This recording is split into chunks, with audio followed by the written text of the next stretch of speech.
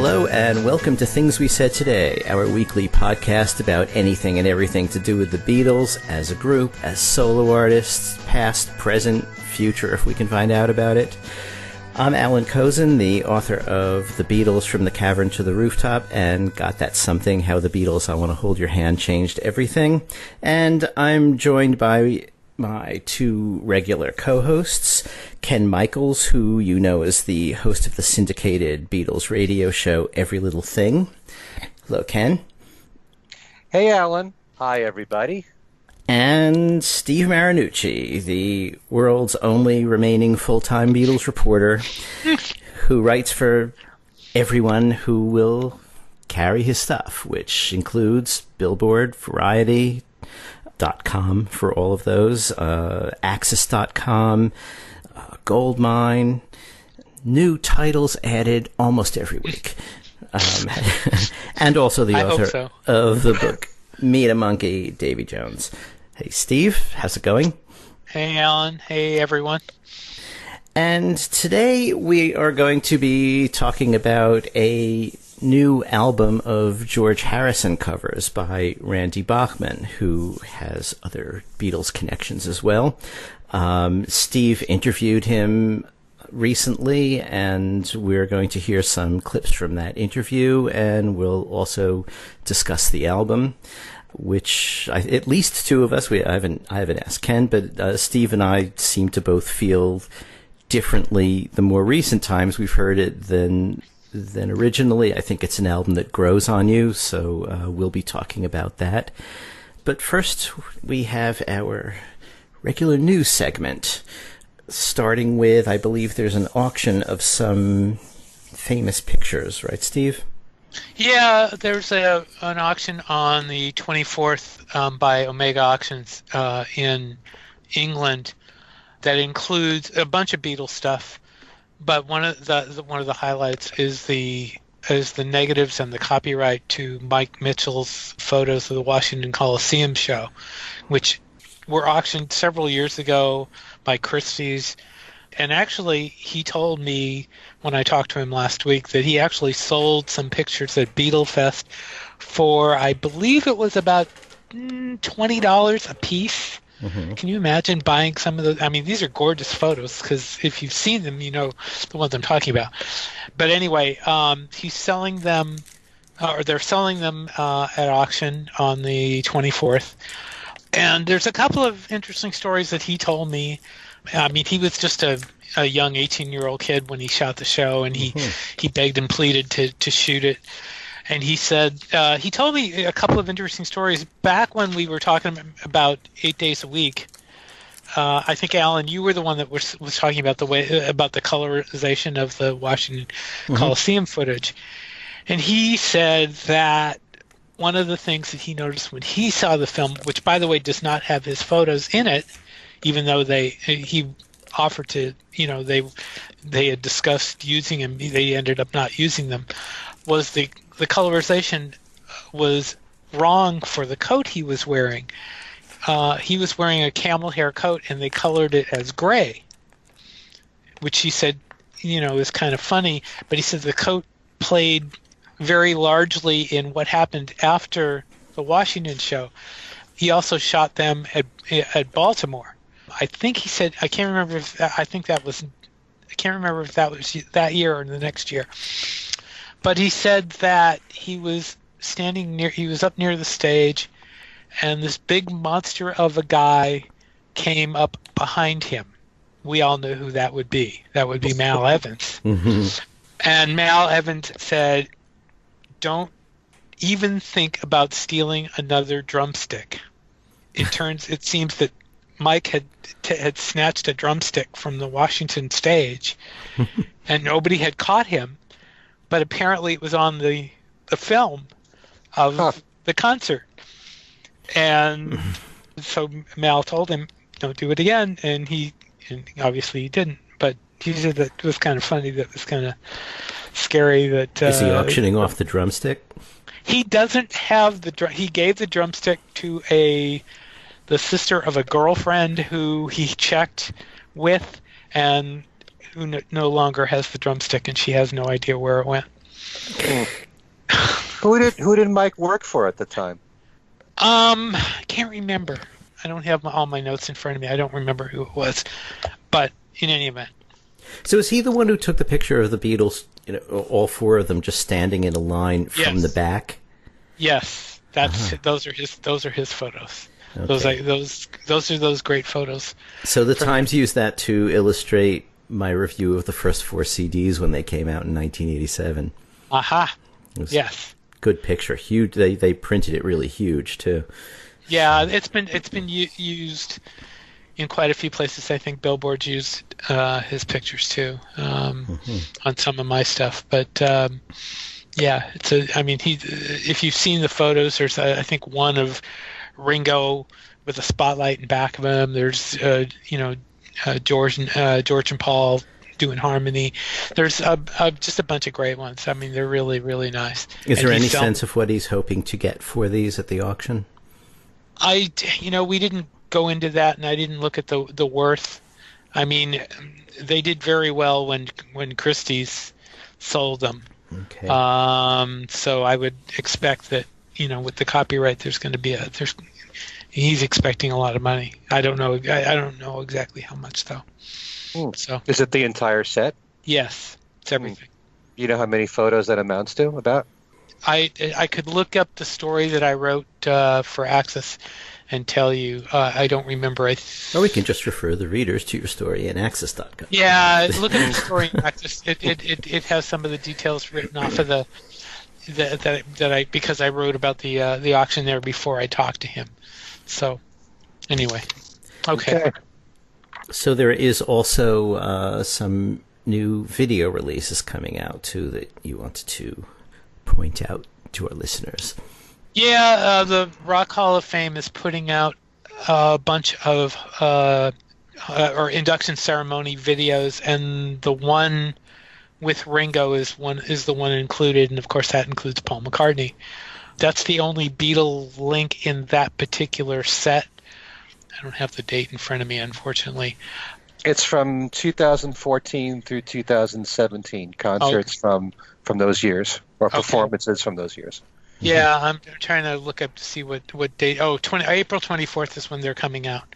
So yeah, and there's a lot of other people. ELO is in there. Is in the group of videos. Deep Purple, Chicago Rush. Yes, a bunch of Bruce Springsteen is in there because the E Street Band gets inducted. So there's a whole bunch of different, all sorts of different people in there. So. Wonder why they don't have. Well, I guess they're too recent for them to include the Beatles or McCartney's inductions. Well, yeah, this is only the set of 2014 to 2017, so they're not putting out all of them. It's just those years. I see. That's all. Okay. Can you want to comment? No, just that we have a couple of passings to talk about. That's right. One of which is that of Paul White. And for those of you that don't know, because we had Pierce Hemmingson on our show, he is the author of the book, The Beatles in Canada. It's everything you wanted to know about the whole Beatlemania explosion as it happened in Canada in his book. Paul White was a very important guy. He came from England. He was a journalist there. He wanted to start a new life and a new career over in Canada. He ended up working at the warehouse at Capitol Records, and he eventually in Canada became their big A&R guy. And he took a chance on Beatles singles when they were sent over there, starting with Love Me Do. And even though the singles didn't do very well, I believe Love Me Do only sold something like 150 copies in Canada. Really? But then Please Please Me came out. Then From Me to You, they all did a little bit better, and it wasn't until She Loves You became the big hit over in Canada that, Beatlemania just ignited there. And there were salesmen that contacted White, and they said, we have to get an album out in Canada. So White, through his contacts at EMI, he had them send over the master tapes. 25,000 copies were printed in 2 days of their album called Beatlemania, which really was like with the Beatles. And 50,000 copies were sold in 2 weeks, which is a lot for Canada.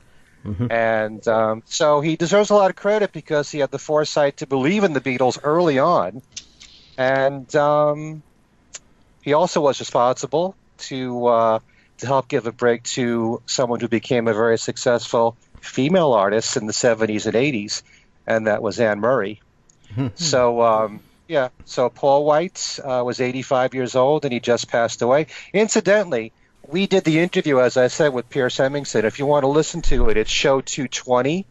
I also did my own private interview with Pierce, and when his book, The Beatles in Canada, came out last year, there were only 1,000 copies made, and 200 of those were hardcover, 800 were softcover, but the ones that were hardcover were all signed by Paul White.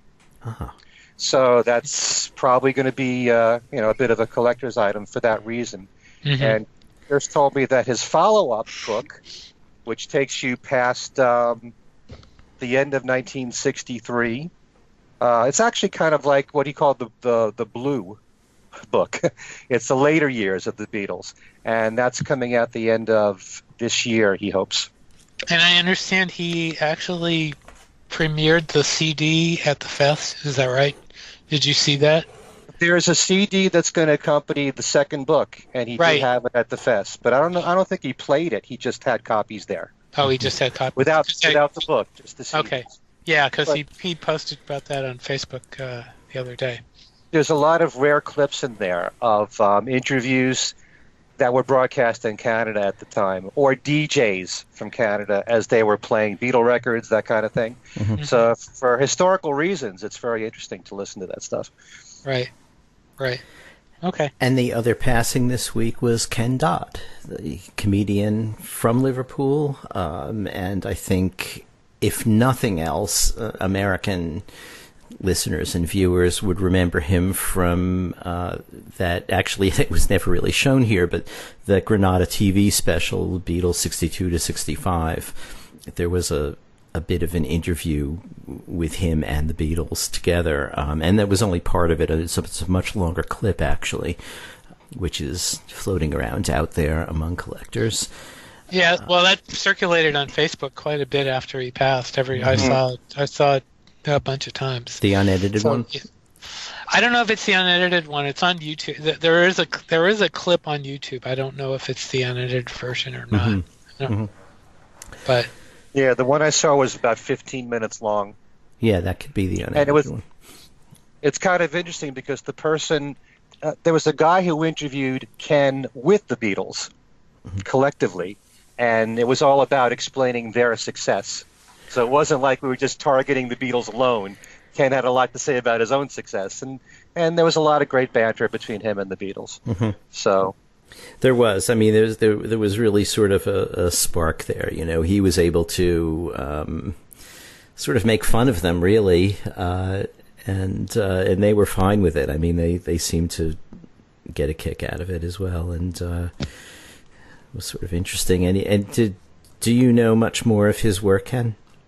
I know that he had hit records in the early 60s in England only, but beyond that, he was really known for being very quick-witted and having one-liners as a comedian. And I also heard his shows were extremely long. I mean, he used to do very long shows, which is kind of unusual for a comedian, but yeah, he apparently he put on some really good shows from what several people had commented who saw him. Yeah, I have in front of me David Bedford's Facebook page because he posted something about Ken Dodd right after he died, and it says, "Sad news from Liverpool. We've lost one of the funniest men who ever lived. Lucky to have met him and managed to survive a 5-hour show of his, too." Great man. So 5 hours of comedy. Wow. That's even further. That's even longer than I guessed. I did. Wow, 5 hours. Woo.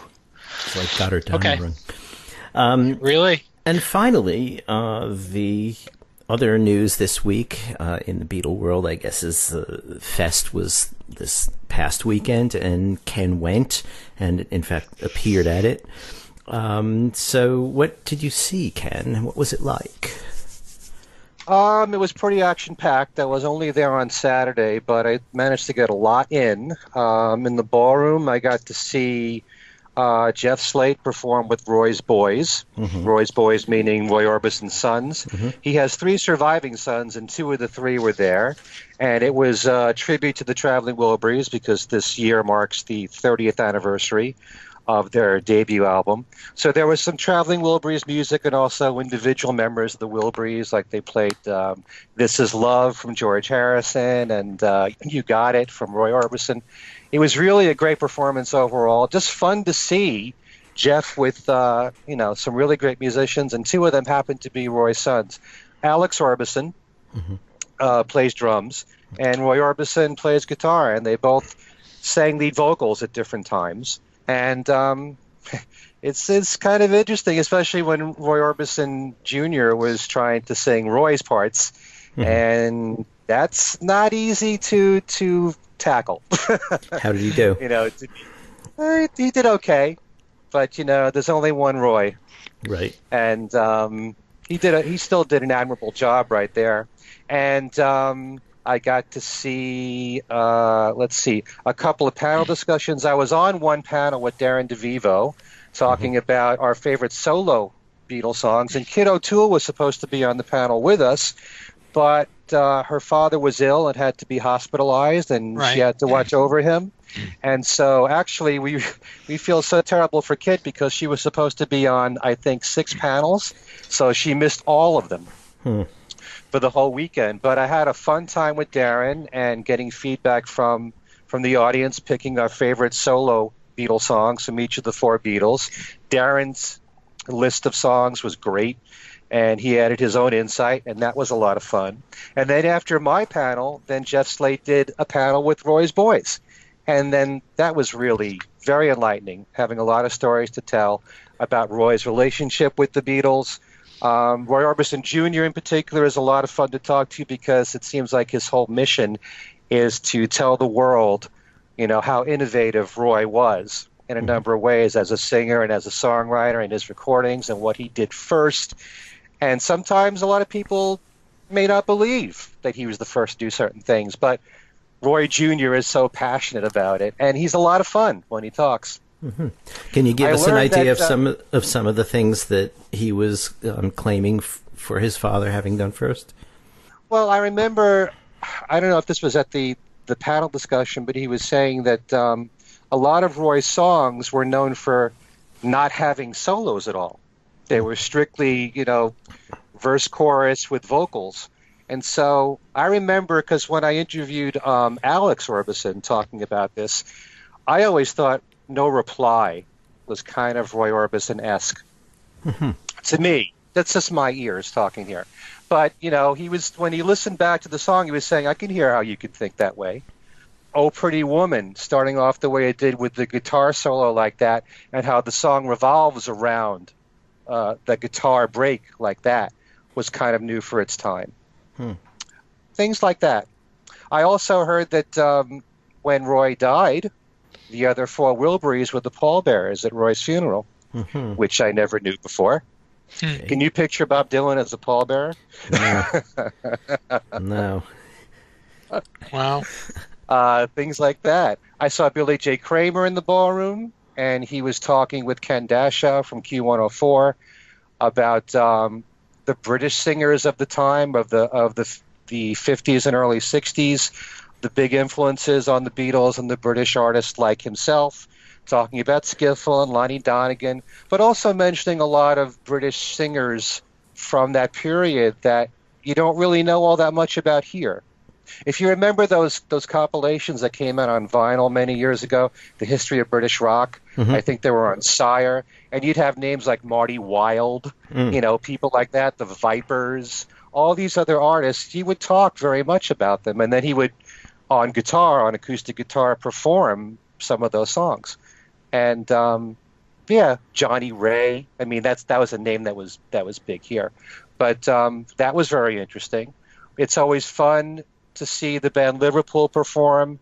They did many songs from the White Album, and they backed up a lot of the artists there. Neil Innes, I really didn't get to see perform, part of the problem in going to the fest, and I say this every single year, is that there's so many things going on simultaneously that you can't do everything you want to do. And while I was doing my panel discussion, Peter Asher and Jeremy Clyde were performing in the ballroom. And my own wife had to leave my own panel discussion because she wanted to see Peter and Jeremy. But I also knew that this past week I would be seeing Peter and Jeremy in concert anyway, so I didn't mind missing them at the fest. But also, while Roy's Boys were doing their panel, Neil Innes was performing in the ballroom, so I couldn't get to see Neil. So, but it was a lot of fun. I spent about an hour on the 9th floor getting to meet many of the Beatle authors that I never get to see. I only get to talk to, usually on Skype. And it was great to meet a lot of people like Jude Kessler and David Bedford and Ken Womack and, Bruce Spicer was there, obviously, and Pierce Hemmingson. So I have to reserve a certain amount of time when it's not as busy downstairs to meet all the authors. But it was a lot of fun. It's always a blast to see the end of the night, the big concert, when everybody comes on stage and Liverpool backs them up. And I had a blast. I think I'm actually going to take the plunge next year and take a hotel room and be there for all 3 days, because that's the only way that you can get to do everything you want to do. But I think I accomplished quite a lot in one day. How well attended was it? It seemed very well attended. I seem to think, because most of the activities were on the 3rd floor, and there was still plenty of space to move around. But yet, when there were big activities in the ballroom, it was near packed. So I would say the ballroom must hold at least close to 1,000 people, I would think. So I think it was well attended, but I can only judge Saturday, which is always the busiest day of the weekend. Right. Okay. So you were unable to see Peter Asher and Jeremy Clyde at Fest, but you made up for that, apparently. Yeah, well, they were playing at Daryl's house. That's Daryl Hall's place. And it's just a great show because Peter Asher, who is such a great storyteller, has been doing concerts for years now, ever since Peter and Gordon reunited. And half the show is him telling stories about his career. And he definitely has the gift for gab. There's no, and he's got so much history. I mean, just on the Beatles alone, the stuff that Paul gave to Peter and Gordon, the Jane Asher connection, obviously, working at Apple, working at the Indica Gallery. He told stories all about that, and he does that in all of his concerts practically, but he changes it based on who he's sharing the stage with. And so, this time he had Jeremy Clyde, and from what I understand, Chad Stewart is really kind of retired now. He doesn't want to go out and perform like he used to. That's the main reason why he's not with Jeremy. So it's cool that you can combine these two people together since Gordon passed away several years ago. But they alternated between Peter and Gordon songs and Chad and Jeremy songs. They showed photos of their records, their albums. They actually showed, Jeremy showed the back of a Chad and Jeremy album, which by mistake there were several photos of Chad and Jeremy, but at the bottom there was a Peter and Gordon photo by mistake. And that was done deliberately by the record company.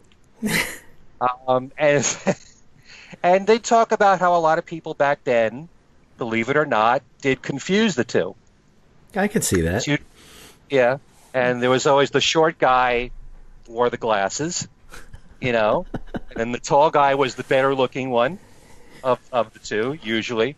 And they sounded really good together. It was really nice whenever the two of them harmonized on each other's songs, and you would never hear it in any other circumstance. And they're great harmony songs, too. There are certain songs that I noticed that they didn't work on together, like there'd be a Peter and Gordon song like I Don't Want to See You Again. Peter sang that with Jeffrey Allen Ross, who's the musical director of the show. He plays the keyboards. And Jeffrey Allen Ross is always with Peter Asher whenever he tours, and also with Joey Molland, Denny Lane. He works with them. They sometimes have a similar backing band. And, Jeffrey's a great keyboard player, very good singer, so he blends well with Peter. And there might be like a Chad and Jeremy song that Peter doesn't sing. But usually, they did sing together, and it's nice to hear those two voices come together because they're great harmony songs. And the stories behind them, most people don't even know. So it's great for them to share their history, to show film clips of them, because Jeremy Clyde in particular has had quite a career as an actor. Mm-hmm. In fact, he's been in Downton Abbey. I don't know the name of the character that he plays, but he's been in it. And mainly a lot of films that you'd know if you lived in England. Mm-hmm. They didn't cross over here. But and they show the clips that I know, Steve, you would love. Chad and Jeremy on the Dick Van Dyke Show, and on Patty Duke, and also on Batman. And they almost every single time you would see when Chad and Jeremy performed together, they always played those clips. And it's a lot of fun, and a lot of the people who grew up on it hadn't seen it for a long time. And they make fun of it, they poke fun of it, but it's all, good fun. It's such a rarity that to see these two people together, and you got to treasure these moments because you don't know how much longer they're going to keep doing this. That Dick Van Dyke episode with them is one of my favorite shows of all time. I love that, and not only because it's linking to the Beatles. The Redcoats were supposed to be, very Beatleish, but it was just a wonderful show. There were so many great moments. Richard Deacon was really, really good in that show. I've seen that show so many times. It's unbelievable. Yeah. But yeah, that's one of my favorite sitcom episodes of all time. Oh yeah, great writing, great cast. But that particular episode was a lot of fun. And as I recall, they did a song linked to the Beatles in there at the end. I'm blanking out. I can't remember which one now. But anyway, it's a great show. So I mean, that particular show was a great show. Anyway, yeah. So Ken, yes. Moving right along, you also, since our last show, interviewed the songwriter Jimmy Webb, I gather. Yes. Well, the only reason I'd bring that up is because, Jimmy to me is one of the great songwriters of all time, and to me he's in like the same league of a Burt Bacharach or a Paul Williams. I'm always fascinated by people who are songwriters who are better known for their writing than their actual recordings of their music. Mm-hmm.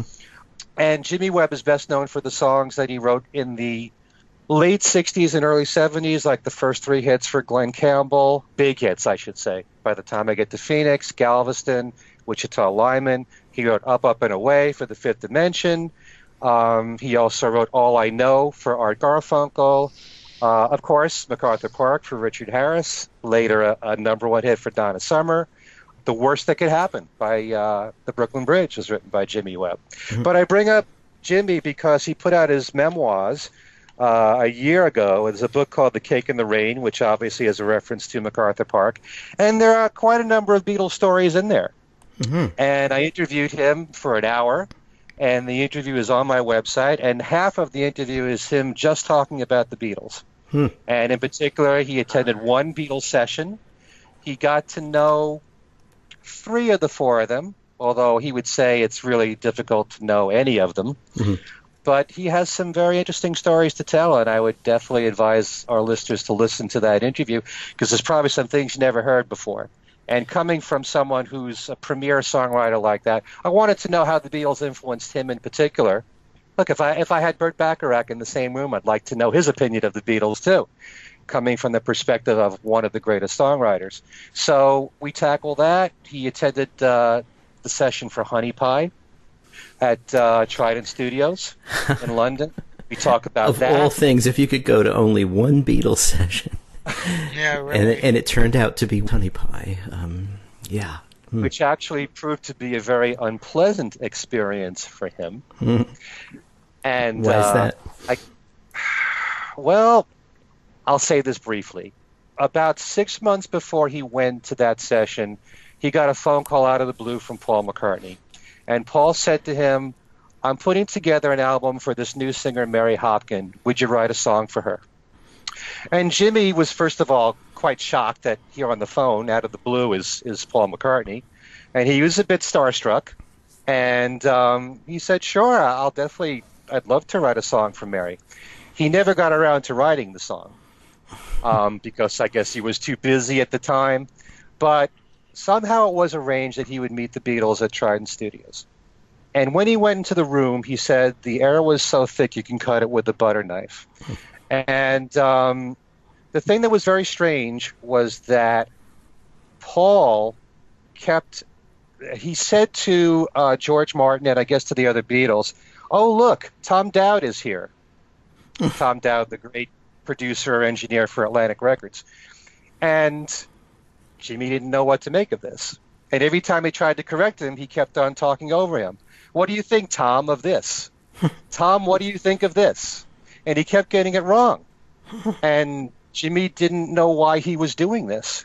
And he was starting to question, maybe because he didn't write the song for Mary Hopkin or whatever. Maybe nobody in the room knew that he was Jimmy Webb, although that's kind of hard for me to believe, because you would think if you're attending a Beatles session, they'd know in advance who's going to be in the room with you. Mm-hmm. So the only Beatles that he got to talk to at the session were Paul, and then towards the end, as he was about to leave, George Harrison walked over to him, shook his hand, and said, by the way, nice arrangement on MacArthur Park. So obviously George knew who he was. Right. I think the Beatles knew. You don't know why Paul behaved the way he did, but he was very uncomfortable about that. Mm-hmm. So interesting. You don't know why he acted that way. It was pretty bizarre when you think about it. Why would he do that? Jimmy thought it could just be Paul taking the piss out of you, Could be. Playing with you. So, and then at the same time, later on, mainly through Harry Nilsson, because Jimmy was close to Harry Nilsson, he got to know John and Ringo. Never really spent that much time with Paul at all, and he spent a little bit of time with George. Mm-hmm. And so we talk about that in the interview. And there was one album that Jimmy made called Land's End, which came out in 1974, and Ringo played drums on it. And as I learned, he was only on one song. And I wouldn't have even known about that album had it not been for All Together Now by Wally Podrazik, because it's right there in the book, in the discography. Small world. But, yeah, so Jimmy talks about having Ringo on a session with him. And he also talks about, and you have to let him tell the story, because it's kind of becoming sort of well-known, the story about how Jimmy gave a deposition on John's behalf when John had the problem with Harry Nilsson at the Troubadour. And they had the problem with a woman who was there who was trying to take a photo, and John was accused of either hitting the woman or damaging the camera. And Jimmy went on John's behalf and gave a deposition that John didn't touch the woman or touch the camera. So, he tried to help John out that way, and Harry Nilsson was begging him to help John out. He said, you got to do it for John. And Jimmy would say, why should I do this? And Harry would say, because he's a Beatle. You got to do this for John. And so, that's kind of like an unwritten law. You're of that generation. They represented us. You got to do this for him. And, he didn't single-handedly save John, but I'm sure it helped that he went down and did that. But there's stories like that in my interview with Jimmy. And the other half of my interview is all about Glenn Campbell. So if you're a Glenn Campbell fan, I think you'll enjoy that. He's actually doing a concert this particular week on Thursday, which is the 22nd, at Infinity Music Hall in Hartford. And it's called the Glenn Campbell Years. And it's a multimedia show. And there's lots of rare photos and videos of Glenn Campbell, virtual duets. And he also performs other songs from his career, too, Jimmy. And they really were very close, Jimmy Webb and Glenn Campbell. I liken Glenn Campbell, he was kind of like what Dionne Warwick was to Burt Bacharach. And there's over 100 songs that Jimmy wrote that Glenn Campbell recorded, including on the last album, Adios, from Glenn Campbell, there's 4 songs that Jimmy Webb wrote. So if you're in the Hartford area in Connecticut, go see that show. I'm going to be there. And I've seen Jimmy in concert. He puts on a fantastic show. Okay. So, who's a big Randy Bachman fan here? Well, I like him a lot. Yeah, okay. He has a new album out. And so, Steve, you've interviewed Randy Bachman specifically about this album, and we're going to be hearing a section of that interview. Why don't you set that up for us? Well, he and I talked on the phone for about about a half hour or so, and he had some good stories which you'll hear as part of the clips. He talks about why he did the album and what was his motivation, what was his plan to the way he covered them. And one question I asked him that nobody else seemed to ask him was if he had ever met George Harrison. And there is a very funny story in there about how they met. Actually, they didn't meet in person, but they did talk to each other. And there's a cute story in the section that I provided from the interview of how they actually got in contact. What's interesting is, though, that, and I don't want to take away from what you guys have to say about this, is this is not what I would call a standard cover album. This is not one of these albums where somebody else just picks up and does the same kind of song, follows the arrangements exactly. For example, I guess Art of McCartney is a good example of that, where they used a lot of the exact arrangements with McCartney. Not all of them, but a lot of them they did. That's not the case here. He really went out of his way to be different, and that's the interesting thing about the album, is that some of the songs, especially when they start, you kind of go, what song is he doing now? You have to kind of look at the album, look at your CD and see what the title is in some cases, because it's so different. Mm-hmm. But okay, so let's let it rip, and then we'll talk about the record after he's spoken for himself. What made you decide to do this tribute album? Well, a couple of things. I was starting with Burton Cummings about 5 or 6 years ago, just as Bachman and Cummings, after the trail off of the Gessler reunion, which started in 2000. Mm-hmm. It just petered out, and so we got demands for Bachman and Cummings. Mm-hmm. And so we were touring together, and people said, we want you to do an album. And the quickest way to do an album was, we called it Jukebox. He picked 5 or 6 songs he liked that he used to play in the jukebox as a teenager, and so did I. And we re-recorded them. So we had Gary Lewis and the Playboys and Chuck Berry and stuff like that. Mm-hmm. And I chose to do Happy Just to Dance with You. And you can't outdo the Beatles. So I rearranged it like Clapton doing Layla. And so, okay, I'm Happy Just to Dance with You. Very acoustic and a nice shuffle, slightly different chords. And everybody loved it. Everyone has just told me it's the most enduring song from the album. The album is now 7 or 8 years old. And they like that song the best. I was invited to Liverpool 3 years ago for John Lennon's 75th birthday. So I go there, and a friend of mine, Jeff Perry, owned the Beatles stage show, Let It Be. And I go and see Let It Be, which is great. It's the band just doing all the Beatles songs in different costumes. And I do the tour. I'm just a tourist. I go to I'm staying at the Hard Day's Night Hotel. I stay in the John and Yoko bedroom. I take the Beatles bus tour to the Casbah and the Cellar and go to the Beatles Museum. The next day is John's birthday. His sister comes, Julia, and brings everybody brownies, which is John's favorite birthday cake, gives everyone John glasses, and I'm totally enthralled with the whole thing. And I come home and I'm looking for something to do, and I got a lot of friends in radio, and they say, we love your blues album, Heavy Blues, which was out about 2 years ago, but we only can play in our car, we can't play it on the radio. I go, why not? I've got incredible guests in there, Neil Young, Joe Bonamassa, Scott Holiday, Robert Randolph. They say, we can't play it. We have bosses that give us a playlist. And so I figured, well, I'm not going to get any airplay anyways. I'm just going to do whatever I want to do. So I write a bunch of blues songs. It gets time for, I'm looking ahead going, what can I do that's different, that will please me, that'll interest my fans? Hey, George is going to be 75 next year. I think I'll take a bunch of his songs, because I always did the George songs in every band I was in. Being the lead guitar player, our lead singer would always do the Paul or John song, and I always got to sing the George songs. Mm-hmm.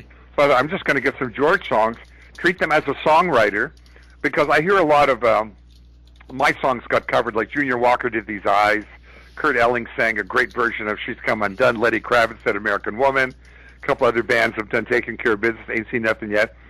And after a while you go, what did this guy do to my song? And after a while you go, hey, that's not bad. Gee, it's number 2 on the charts. Well, he reinterpreted my song. And then you meet the guy and he goes, yeah, I love your song. I hope you like what I did to it. And you say, of course you like. I love what you did to it. But it's just a different impression. And so I thought, I'm going to try that with the George songs. You can't outdo the Beatles. I can't outdo George. It would be a pale comparison and a ho-hum album. Mm-hmm. I'm going to try to go to the edge and do some real shocking stuff. And there's a site you can go to on the internet where some guy somewhere has taken all the Beatles songs, all the Beach Boys songs, 4 seasons, and if it's a major, I don't know how he does it, he makes it a minor key. And the songs sound very intriguing, and you know the song, but it has a slight little bend in the middle, a slight little twist. So I thought, well, I'm really going to do this. So I take Here Comes the Sun, which is a beautiful sunny song in D major, and I make it D minor, and I make it kind of a reggae, and it works. And I go, wow, incredible. I'm just going to keep trying this. I'm going to ignore the original, which is very, very, very hard to do. So I know when a lot of people hear my album, and I've watched a lot of reactions from like 10-year-old kids to people in their 70s, listening to the groove I've set up going, good groove. And suddenly when we start singing, they know what it is. They sing along to it. So it shows it's a great song. The melody line is very close to the original, and the lyrics are the same. I just put a different set of clothes on that mannequin, so to speak. Mm-hmm. And so working with like 30 George songs, I end up with 15. Send them to my band, like this is in Toronto. Send them to my band in Vancouver, and they go, wow, we're going to try some vocals on this. They send it back to me, and I go, wow, great, let's go into the studio. So we booked a studio. We went in with these demos that I created in different tempos on GarageBand, different drums, and then this is like, my computer was our George Martin, so to speak. It set the tempo, it set the groove. Me and my band set up with headphones and played live to the computer, like it was a conductor. Mm-hmm. With the groove. So we replicated the groove that I had in GarageBand, the drum groove, and we played the instruments and we re-sang everything over that. And we ended up having a really great, joyful time in the studio. Like, what band wouldn't love recording Beatles songs, but there's no point in doing them unless you kind of do them different, right? So we just had great fun doing it. A lot of it was mistakes. Oh, really? Yeah. Like, trying to do, I mean, some of George's songs are very staid. In other words, they're not exciting. They're nice. Mm-hmm. So you like me too much and I like you. If you listen to the original, it's, so you've gone away this morning, you'll be back again tonight. Repeat. Right. Falling me, and then it repeats and repeats and repeats. That's kind of nice, but I found this loop. That was this weird acid jazzing with finger snaps. I go, so I'm going to try singing this song over that loop. I would just get a loop from Apple Loops or from GarageBand and try to sing. I had all George lyrics printed out, all his song titles. Can I sing this song to this tempo and this loop? No, I'll speed it up because the words don't fit in between the beats. No, I'll slow it down. Now let me try a couple of chords. When I found this drum loop for You Like Me Too Much and I Like You, it had a keyboard in it that I couldn't get out. Mm-hmm. Like, I don't know how to do, I'm not a rocket science with these loops. I just took the loop as it was. So there's a keyboard in there playing these 3 incredible jazz chords. I go, wow, that's kind of like what I did on Blue Collar with BTO or She's Come Undone. So I'll just leave those chords in it. I'll try to find notes that fit into that chord, and I'll take a little bit of liberties here, like Kurt Elling did with Undone, or like John Pizzarelli does with a Joni Mitchell song or something, right? Mm-hmm. Or a Beatles song. And so I sang, so you've gone away this morning, but you like me, that kind of thing. And if I needed someone, if you listen to If You Needed Someone, you see how I went on that song and sang away from the George thing. And then the next song, You Like Me Too Much and I Like You, I had seen the Gypsy Kings 3 nights in a row, and I came home and I wrote a Gypsy King song. And when I finished recording it, I just automatically started to sing, So You've Gone Away This Morning, You've Come Back and You Play, and the chords fit together in the same key. And so I made that song that I had written to be a Gypsy Kings tribute, I made it part of the George Harrison song. And so a lot of things were just accidental that happened that I went, wow, this is as incredible as walking on stage with a broken string, putting on a string and writing the riff to American Woman, or writing Taking Care of Business on stage. This is the same kind of gift from this god of songs giving me this opportunity to open up and take this stuff and hug it and hold it close to me and do it. Did you ever have any encounters with George? Did you meet him or? I never met him. I spoke to him once on the phone. When I left the Guess Who in 1970, our press agent's name was Richie York, who's a British guy. Oh, yes. Very and famous then Richie was working with Derek Taylor in London, and Richie called me and he said, I know you got to go into the hospital, and you're out of the Guess Who, and they've got a couple of guys to replace you, but George Harrison's putting together a band, and I just met with him and Derek Taylor, and I'm going to give you his number, so give him a call. He's putting together a band. I go, what? Are you kidding? And so, like, this was at noon in Winnipeg, so it's probably 6 or 7 at night in England. So I phoned this number, and a beautiful voice answers the phone, who I imagine is Patty Boyd. I don't know. And I say, hello, I'm so-and-so from Winnipeg, Manitoba, from a band called the Guess Who. And the first thing she says is, Winnipeg? Is that the home of Winnie the Pooh? And I go, well, kind of. Yeah, kind of. Yeah, he was a bear in the zoo here. And when A.A. Milne got a bear, he named him after Winnipeg. It was Winnie the Pooh. And she goes, oh, and you want to speak to George? Just a minute, George is in the garden. So the garden is their yard, right? Right. And they're having dinner. So I wait 2 or 3 minutes, and George comes to the phone, and there's this wonderful, this Liverpool-like drawl kind of thing, and I say, Randy Bachman from the Guess Who, and he goes, oh, I just saw you on Top of the Pops doing American Woman, and you're not in the band anymore, and I go, yeah, and I'm calling you from Winnipeg, and he says the same thing. Is this where Winnie the Pooh is from? And I say, yeah. And he says, I've already got a band, I've already got a guitar player, and I also hear that you're kind of a straight arrow, and we're kind of on a different path. So good luck to you, and click, and that was it. Who influenced you as a guitarist? Basically, I played classical violin growing up from the age of 5 to 13 or 14. And it was Royal Conservatory, so it's very straight, and you're playing in a certain position. You have to audition or get examined every year. Really? Royal Conservatory rules, and you get a pass. You pass grade 1, grade 2, grade 3, and it's very, very, very boring and very restrictive. And one night, I saw Elvis Presley on TV, on Ed Sullivan, and went, what is that? That's called rock and roll, that's called Elvis Presley, and that's called the guitar. I want to do that. It was so wild compared to me standing there in this position playing this little violin, because you get a little half-size violin when you're 5, that I wanted to do that. So my first inspiration was Scotty Moore, who's playing a kind of a hybrid Chet Atkins, Merle Travis behind Elvis, finger picking. And then right after that, it was like Chuck Berry, School Days with Johnny B. Good, playing all those kind of horn riffs on a guitar. And then it became Hank Marvin and the Shadows from England. And then it became the Beatles. Just the Beatles got a different guitar sound on every song, cranked it through weird amps and guitars, and every solo was a statement of joy and angst at the same time. Like, what is that guitar sound? And you find out later how they got it. They put it through every board and cranked all the bottom off and cranked the top, and then put it through another board and cranked the top and distorted it and took all the bottom off and did it over and over to sound like no other guitar in the world. And truly it did. And so they were like always experimenting, always trying to do every song different, every solo different. And so I was just inspired a lot by that. Okay. And then the late 60s Brit thing was a real big deal for me. The Clapton, Zeppelin, Hendrix thing, the Power Trio, the Who, that was like really a big inspiring thing. The guitar became a total solo, rhythm and solo at the same time instrument. And that really changed music with the Brit guys pretty much paying tribute to the Chicago and Delta bluesmen of the USA, who everyone in the States was neglecting. I wrote the song Between Two Mountains because I felt this is, what would it be like to be George? You show up for a session, these two mountains show up, one's called Lennon, one's called McCartney. They bring 24 songs each, they collaborate on each other's songs, they kind of push you into the corner of the room, and they do all their songs. And then if one of their songs doesn't work out, they say, George, you got anything?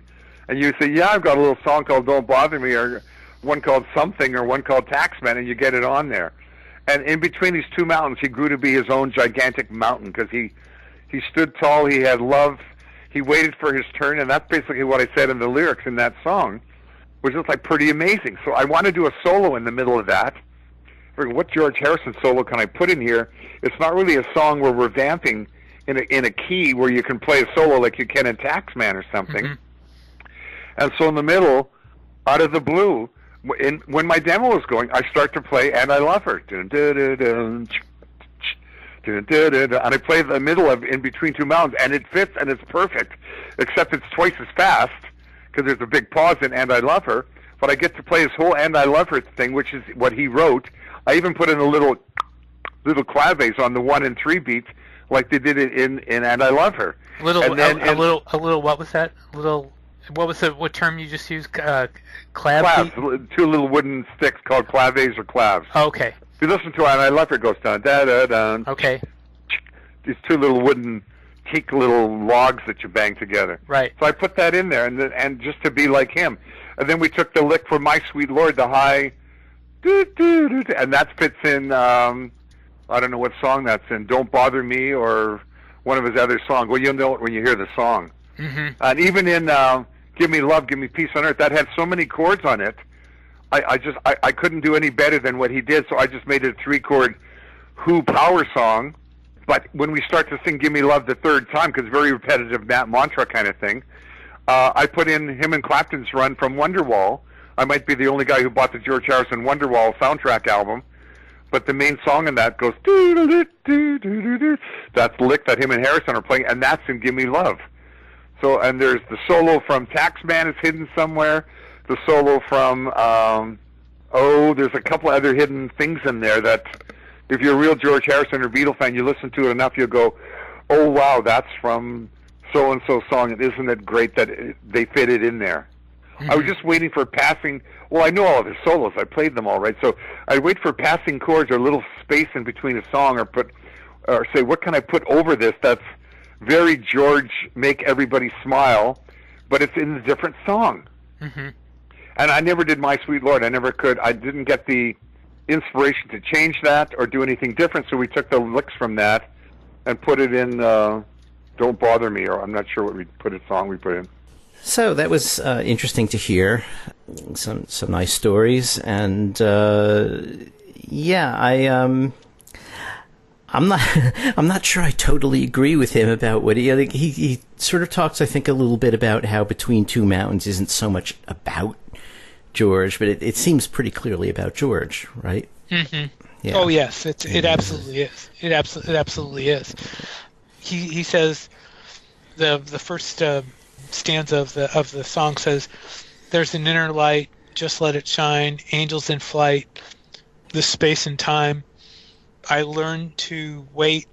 My time would come. I'd celebrate because I was the one." Now, that's interesting the way that song opens. It says, "I was the one." That's kind of a weird. I don't. That's a weird way to put it. Mm-hmm.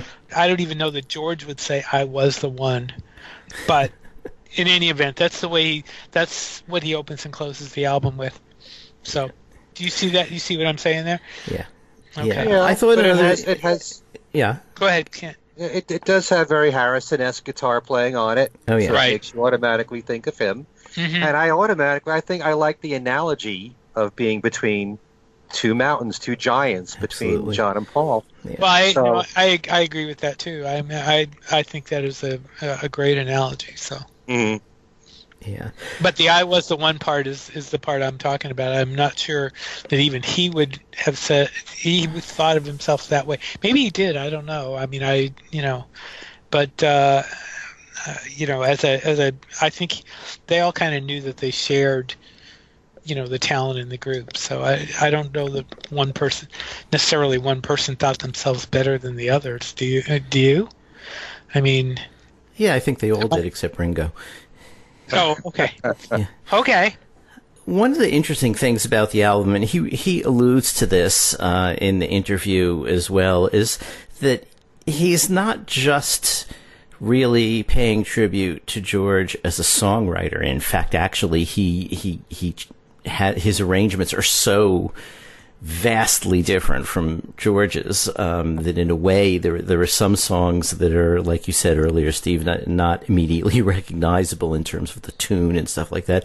But what he also does is he's paying tribute to George as a guitarist, because he uses things that George played on Lennon and McCartney songs, within these George Harrison songs. Like there's a bit of an allusion to "And I Love Her," and at one point in "Don't Bother Me," there's a bit of the guitar line from "It's Only Love." You know, some very surprising juxtapositions that I think is really one of the interesting things about the album as a whole. Yeah, he mentioned that he mentioned that in the interview with me. The way he said he basically stuck them in like Easter eggs for people to find. Right. So. Yeah.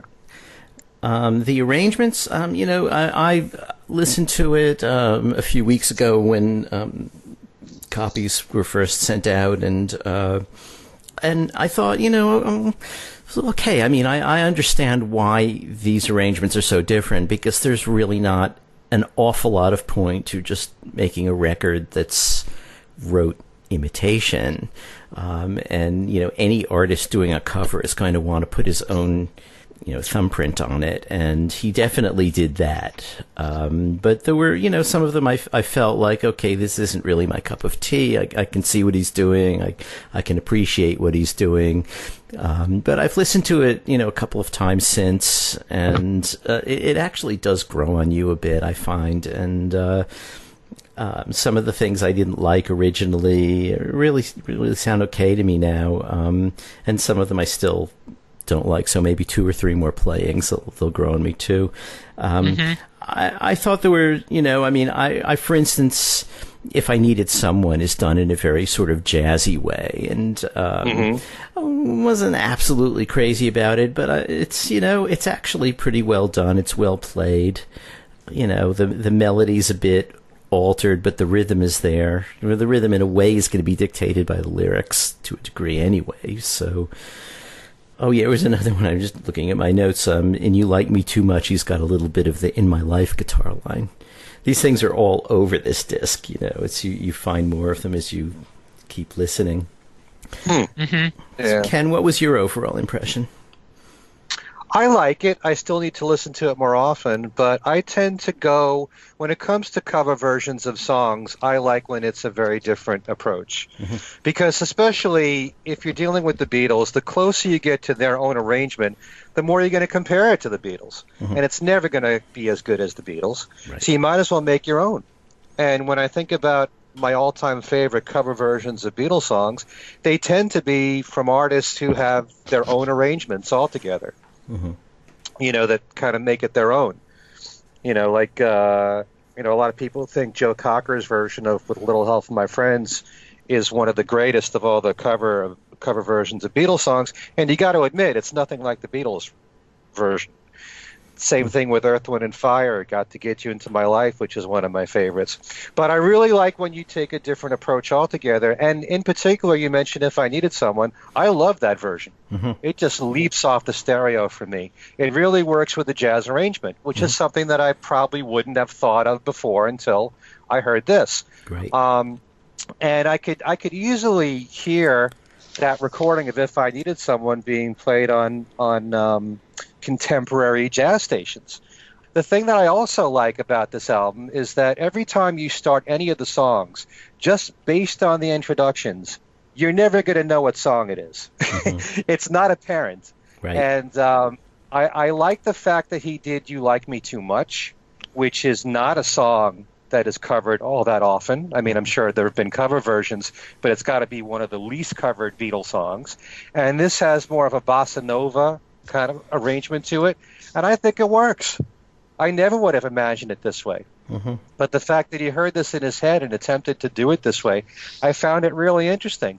But by far and away, the song that impressed me the most was Here Comes the Sun, because at the very end of that song, he does this instrumental thing with a real Spanish flavor to it, and it really adds a lot to the song. But the beginning part of the song is reggae, which isn't what you would imagine immediately for Here Comes the Sun. Right. Yeah, and that works. Yep. It works really well. Where I have a problem with it is where it's so far removed. I mean, you take a song like Give Me Love, Give Me Peace on Earth, and it's more like a chant. There's nothing in there that resembles the melody of Give Me Love. True. And I just would never have envisioned it this way. But there are some people who like a radically different recording.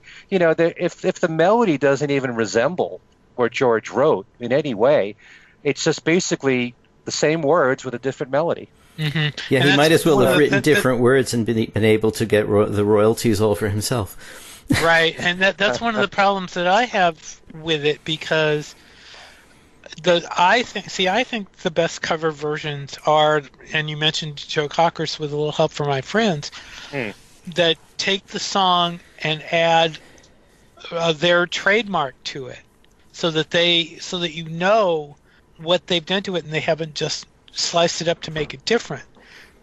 Joe Cocker with a little help from my friends is a great example of that, because Joe's voice and the band, the way the Grease band, the way they took that song, whereas so many of the songs on this album are just, it's like he almost wanted to do something so differently that it's almost free form what he did.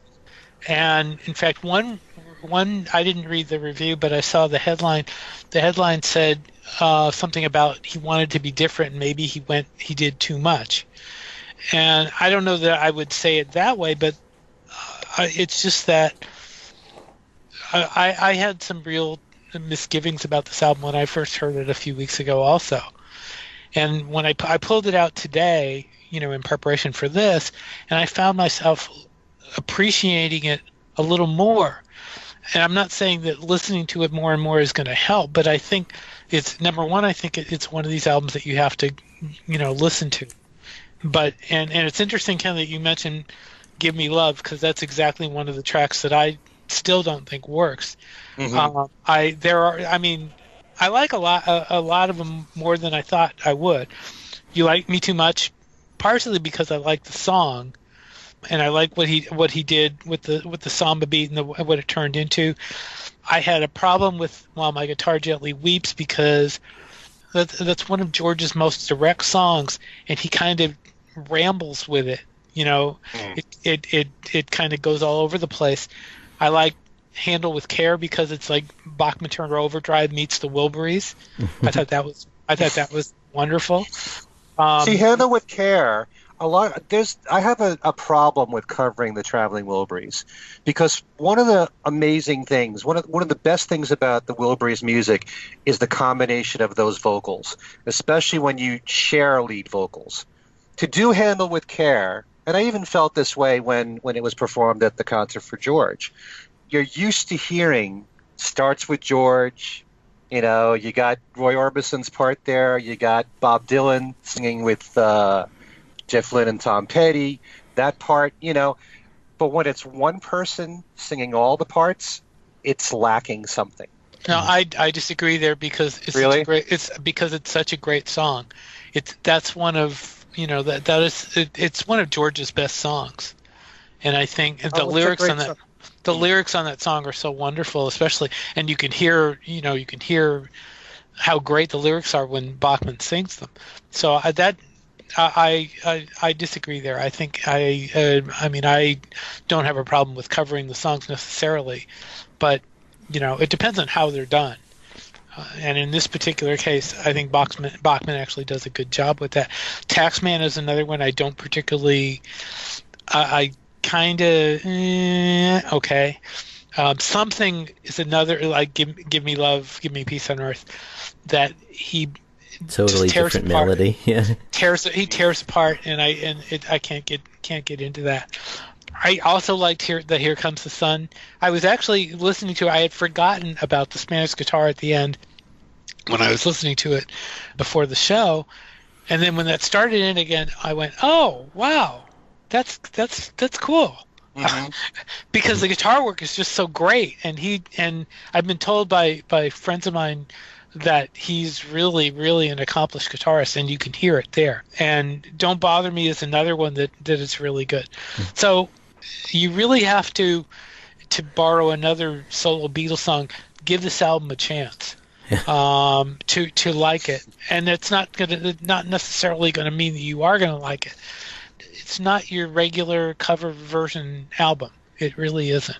So There's one other thing I wanted to mention, which is that as different as some of the arrangements are, there are a number of instances, for instance, in I Need You and Think for Yourself, and several of the others, and particularly Beatle-era Harrison songs, where as much as he's changed of the general arrangements, the vocal arrangement is right there, just as it was. And I think it comes through really beautifully, and it's a good juxtaposition of the original and novel touches, you know. It's definitely an album that's worth hearing, you know. It's and that's why we're devoting so much of this show to it. If you can stream it, definitely stream it and give it a shot. But the more I hear it, the more I like it. But there's still going to be a few songs that I'm struggling with. Yeah.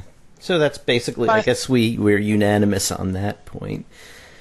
Yeah. It's different. Alan, could I just ask you my point about Handle with Care? Do you feel like because those different types of vocals that the Traveling Wilburys had made those songs, apart from being really good compositions, really special? And at least for me, whenever I hear somebody do all the lead vocals on a Traveling Wilburys song where there are multi-vocals for lead vocals, I have a problem with it sometimes. Yeah, I don't really have that problem. I think, if someone's going to cover it, it's just automatically going to be, on their own terms. And unless they've got a group and they're going to pass the vocals around in the group, and even then, in this case, it's different because these are four really distinctive singers.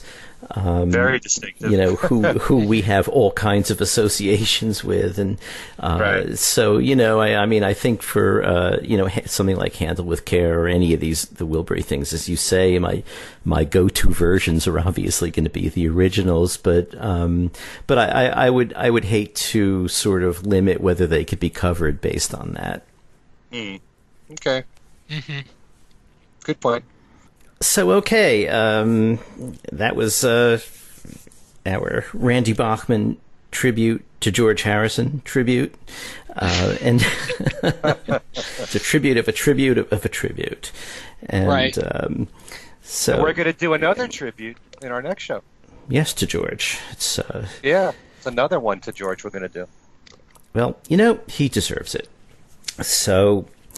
But we're running out of time on this one, so I just wanted to say, first of all, you can get in contact with all of us jointly on the show by writing to thingswesaidtoday@gmail.com.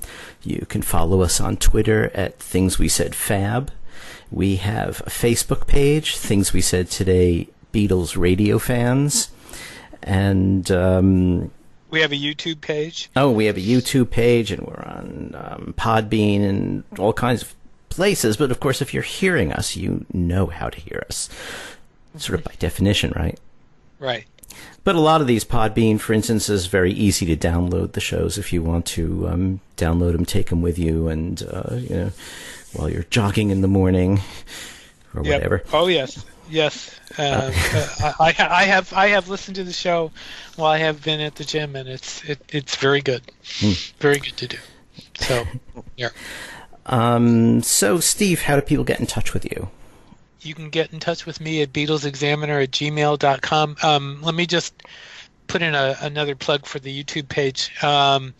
For a long time, we've only had about half the shows because we started actually after Alan and Al joined the show, but now I have been adding all the early shows to that page, and there's also a playlist with all the interviews we've done, all the way back to the beginning, from anywhere from Frida Kelly to, let's see, who else is there? Chaz Newby, Bruce Spicer, Piers Hemmingson, all those David Bedford, Mark Lewison, me, Mark Lapidus. Do you know how many times Mark Lapidus has been on our show? Denny Sywell. Denny Sywell, yes, and that was another great interview. Anyway, Patty Harrison. Patty Boyd. Yes, Patty Boyd is on the show. So all those interviews are on the YouTube page, in the YouTube playlist, and then the regular shows, the non-interview shows, are being added to the YouTube page. They're all on the Podbean set, but they're being added to the YouTube page relatively quickly. So if you don't have to download on the YouTube page. So, and it's very easy to find things we said today. Beatles Radio on YouTube is how you find it. But anyway, back to me. I have a Beatles group on the Facebook called Beatles News and Information. Did we mention the Facebook page? Yes. The shows. Yes. Okay. Then enough from me. I'll shut up. Go. Okay, Ken, what are you giving away this week? See, we're precluded from entering because it's sort of like how your friends and family can't enter a contest, but so Ken's always giving away this really great stuff that we can't. The chances are you're going to get it anyway. Yeah, I know. Hey. I'm just trying to make it sound appealing, Ken. I do happen to have a special contest that I just started today, and this is a way of celebrating the new inductees to the Rock and Roll Hall of Fame, the Moody Blues, and of course we're very happy for Denny Lane. And last year, the Moody Blues went on tour in support of the 50th anniversary of the Days of Future Past album, and they performed the entire album. And I went to see them in concert. It was fantastic. And they played a lot of their other classic stuff, too. And they're just releasing right now, as we speak, a DVD, Blu-ray, double CD, double vinyl LP, and digitally, a Days of Future Past live release. I have 3 DVDs to give away on my website in a special contest. It's really easy to win. Just go to the home page. There's a link there to my special contest page. And if you love the Moody Blues, and I'm sure many of you do, we have a lot of classic rock, British Invasion fans and all, just go to the website, kenmichaelsradio.com. And like I said before, new interview with Jimmy Webb, which is on the same page as the Neil Innes interview that I just did recently. Again, kenmichaelsradio.com. My email address is everylittlething@att.net. Okay, and you can reach me on Facebook, either at just Alan Kozin or Alan Kozin Remixed, my alter ego. And write to us, send us ideas, send us questions. We answer as many of them as we can. And did we give our email address? I did. Yes, you did. Okay. Yeah, okay. Alan did. Yeah. Thank you, Alan. Okay. Thank you. Give it again. And that email address, once again, is thingswesaidtodayRadioshow@gmail.com. Thank you. So, can't give it enough. We're cracking up here. It's too late. It's been an hour. What can I say? Yeah. So for Ken Michaels and Steve Marinucci, I'm Alan Kozin saying thanks for listening, and we'll see you next time.